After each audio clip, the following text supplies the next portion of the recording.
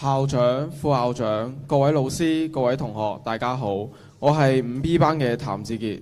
今日我想同各位同學分享一啲我個人嘅讀書心得同埋考試策略。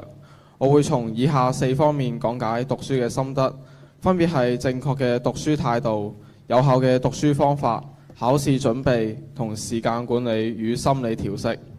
態度決定高度，正確嘅學習態度係成功嘅一半。我哋必須要培養積極嘅學習態度，最重要嘅係要主動學習，其次係自律堅持，制定計劃並嚴格執行，克服拖延症。第三係要保持好奇心，對知識保持熱情同興趣，咁你就會更有動力去學習。最後係勇於面對困難，遇到困難唔輕易放棄，將挑戰視為成長嘅機會。學習嘅意義同目標都好重要。學習唔單止係為咗考試，更重要嘅係達到個人嘅成長，成就未來發展，從而充實自己嘅人生。此外，學習必須設立明確嘅目標，目標可以係短期目標，即係每星期完成指定嘅功課或者閱讀指定嘅課外書，但係亦都要顧及長期目標。對高中生嚟講，DSE 就係我哋嘅長期目標。更重要嘅係要掌握有效嘅讀書方法，必須要符合科學嘅學習原理，先可以事半功倍。所以讀書嗰陣時要掌握有效嘅預習同複習技巧。每次老師講解新嘅一課或者新嘅章節嗰陣時，學生可以喺上課之前提前預習，標記一啲有唔明白嘅地方，就可以及時喺上課嗰陣時向老師提問，從而提升課堂嘅效率。此外，只要我哋每日放學之後即刻複習當天嘅課堂內容，好好利用課堂筆記喺屋企進行複習，就可以將短期記憶轉化為長期記憶。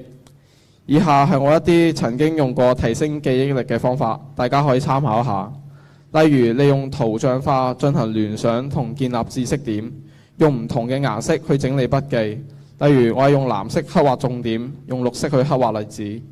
透過講解俾同學或者屋企人相關嘅知識，從而加深自己嘅記憶。其他嘅學習方法包括錄音、從生活中實踐，都係非常有效嘅。有策略及備戰考試都係非常重要。考試之前必須要制定適合自己嘅溫習計劃，例如列出主要嘅溫習內容，排列優先次序，分配時間，定下細小嘅目標，然後再及時檢討自己嘅溫習進度。面對公開考試嗰陣時，操模擬試卷都係非常重要嘅。喺你做完模擬試卷嗰陣時，你都要翻轉頭認真分析一下錯題，及時發現自己嘅錯誤，確保自己唔會再重複犯錯。時間管理同心理調適都係非常重要。為咗提升讀書嘅效能，我哋都唔可以忽視健康嘅生活。例如你要有充足嘅睡眠、均衡飲食、適量嘅運動同埋娛樂。最後，我希望藉此勉勵同學，今天嘅努力就係明天的成就。學習係一場馬拉松，只要堅持正確嘅學習態度，每日進步少少，必定會達成我們長遠嘅人生目標。請記住，相信自己。各位同學加油！今日嘅分享到此結束，多謝。